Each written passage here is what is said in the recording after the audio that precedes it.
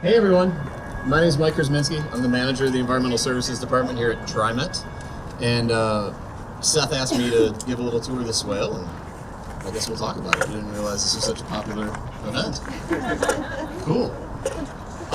So you guys are probably familiar with the Tilikum Bridge, constructed in 2015. I was not around then, I'm not an engineer, but when it was built, they decided that they wanted to manage the stormwater a little more appropriately than just putting it to the sanitary sewer system or letting it run right into the river. So they split the bridge in half, right? The stormwater from the east side comes down and ends up here in this swale, and the stormwater from the west side of the crest goes down to the swale. You're probably going to stop by that on the way out of here?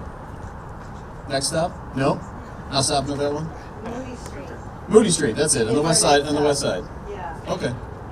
Well, whatever. If you see the west side, good. If you don't, fine. But what you're looking at here, I was going to walk around, but we have too many people. But essentially, the stormwater comes off, underneath kind of the bridge. There's some conveyance pipes that come down, and there's a manhole right here, a little junction manhole, which then comes out and kicks out. Do you guys see that big green ABS pipe that's like 12 to 16 inches right there? That's where all the stormwater comes out of this swale. It works its way through 3 different tiers and eventually hits this overflow right here, and this overflow goes out to the city system.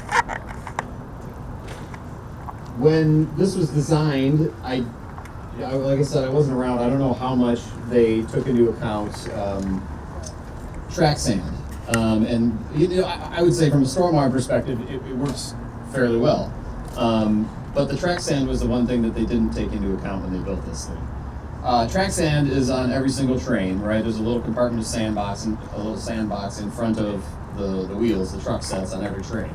And when that train is going up the slope and it detects any slippage, it could be excess moisture, ice, whatever, it drops a little bit of sand that helps it get traction to push its way up, and not sit there and spin out.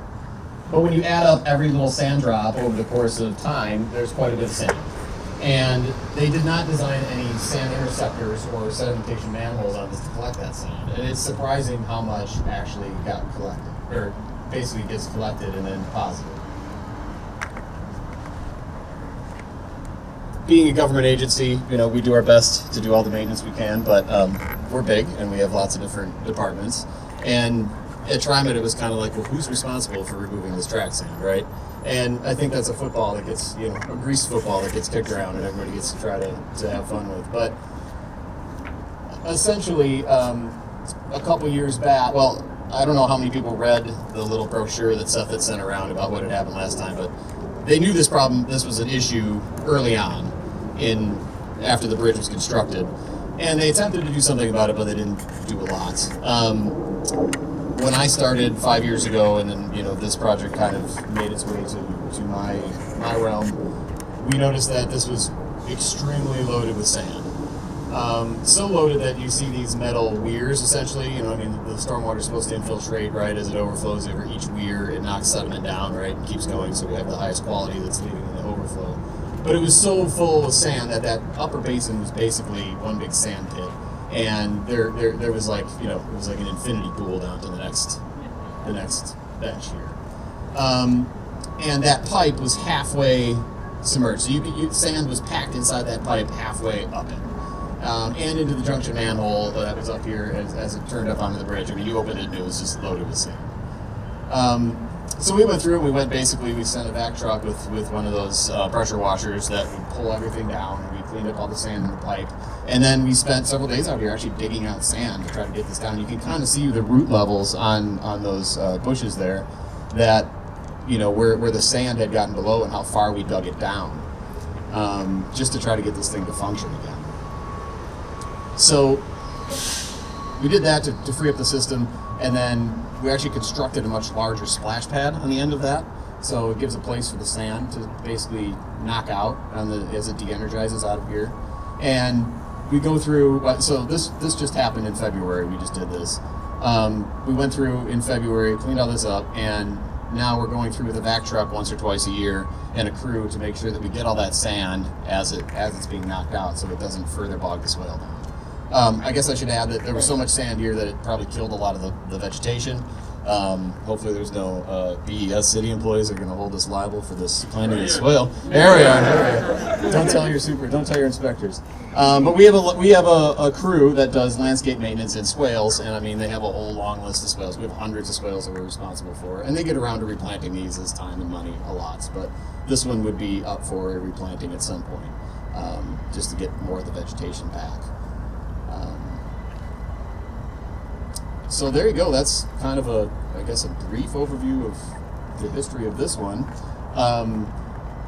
Lessons learned. I think as TriMet goes on, we saw a lot of stuff on the Orange Line that was constructed around causeways and just elevated track platforms that we have this track sand issue at, and the sand is ending up in a lot of our swales. So we've worked to change our design criteria to include sand interceptors in this, so they can easily be accessed with a vac truck at whatever routine schedule you need to clean those out. So that's helped. We're hoping that's going to help going forward. This particular swale is a little interesting because the flow of the water, it basically makes a 90-degree turn here to come here. So the water flowing down gets to, it basically slows down a little bit when it hits that junction manhole and makes that turn, which de-energizes the flow a little bit, which keeps the sand, coming out of that pipe not at a very high velocity. When you get to the other one on the west side, which I think you're going to look at, if you get over there, it's a much larger diameter pipe. It's pretty much a straight run. It has just a little bit of a bend to it. And it really washed out the swale back there. So much so that we actually put 2 large gabions in there. If you guys are engineers, everybody know what gabions are. We put 2 large gabions in there to just de-energize the flow and give that sand a spot to sort of settle out. And again, we can go back with a vac truck and a crew, but I think that's the important part, is to make sure that we stay on the maintenance on this to ensure its success. We use US Ecology as our vac truck provider to clean this out. They were here I checked this morning, they were here in early August to clean this out. So if you guys go look at the outfall right there, you'll see a little bit of sand, and that's probably from the one rain event that we had, what was that, 2 weeks ago? And you'll see, I mean, there's a little bit of sand there, but that's only from one storm, and as we get into the rainy season, there could be a lot more. So when you look at both sides, you'll see how that's an issue that we need to continue to attempt to manage. Cool. Any other exciting questions? You don't need to play. Please don't play.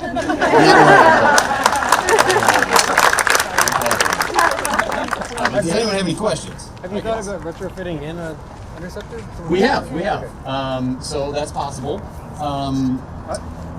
Some of it is the space constraints, right? Like where it's going to go in the alignment with other utilities.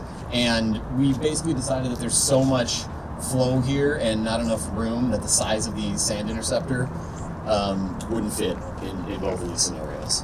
As in, where would you put it? Yeah. Based on how big it would have to be. I would think that if you did it during the pre-engineering stage and you allotted space for it, then I think that would be good. Have you thought about just more weirs? Excuse me? Add a couple more weirs?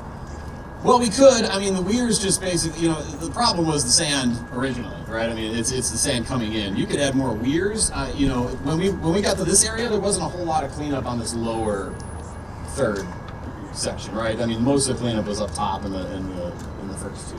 More for filtration rather than... More filtration. I mean, any more retention you can get, you more filtration. Yeah. So, I mean, it would be interesting to come out here on a day when it's raining an inch plus and see what this thing looks like, right? And probably everybody that's speaking is going to say the same thing, right?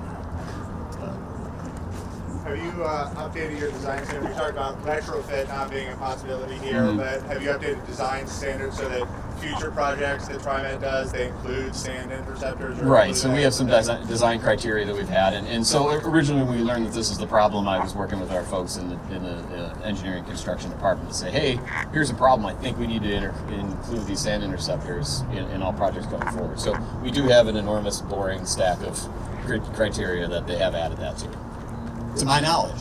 This is my recommendation. Have they done it? We'll do this. Right now, it was just done in August, and I had it on the schedule for twice a year. So August and then like January. So if we come back in the middle of winter and see how much sand is accumulated here, And then we make a judgment call, right? If that seemed to be working, then we would do it. We would keep that schedule. If it needed more frequently, we'd come out more frequently. Yes. I don't know. I think that's urban art. If I had to guess. But someone should touch it and tell me what it is. This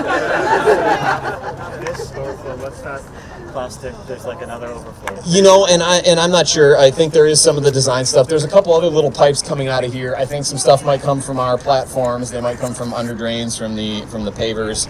Yeah, I really couldn't tell you exactly what that is. But let's just say that 99% of the water in here is coming from the bridge. Do you clean out the splash pad between factories as well, or? Nope. And this is an interesting thing, right? I mean, we TriMet, we've got the union, the non-union, and all these different departments, and who's going to do this, and so we have a landscape crew that basically trims and prunes this stuff, and some of that's, depending on where it's at, it's contracted out. And then we have crews that clean, like this truck right here is for the cleaners on the platform. But no, we don't have a dedicated job for doing that. That would be part of the vac trucker. I think if you're going to be digging sand out, you're going to have the vac truck here anyway, and you got to get rid of it. So, I saw you had an irrigation system. Do you use it? It is, yes. We do have irrigation, and they are used. And again, that's our landscape. So we have a landscape guy, and he attempts to keep up with all of those irrigation repairs because they break a lot. Because irrigation lines are mostly PVC, and especially areas where we have a lot of urban explorers, we have issues with our irrigation. But yes, things are irrigated. We attempt to use it. What you're seeing here for vegetation is probably the result of like what's the most resilient, right? Over 5 years, we have trees, we have small bushes, we've got. You guys would probably know these grasses better than me. So sedges. But I mean, when you look at the actual planting design, like this is what's supposed to be here from a planting standpoint. Yeah, I would say most of that's not here, and maybe a result of not irrigating in the summertime, maybe a result of the track sand basically bogging it down, covering it. Yeah. Who would have known there's so much interest in swales? Do you know what this design includes the under drain system? This doesn't. I don't think this has an under drain. No, I didn't. Like I said, I didn't know the time. I don't think so. I mean, like you said, there's little plastic pipes coming in. There might be something. I think there might be something coming from the platform area. But as far as like the pavers, you mean? Or just any? Probably does. I worked on the permitting for this. Okay. And I did public facilities, but these were in the plant set. Okay. My memory holds there probably is some sort of a pipe system at least to get it through the weirs. I see. You're saying from underneath. Is it? Okay, I got you. Well, I have the design. There's usually something to kind of keep so the front part will drain too. Right. The Sometimes top we part. have those perforated pipes underneath. You mean to help? Yeah. Well, let's see. There are some little specs here that I can look at. Here, look at this and see if we can answer it.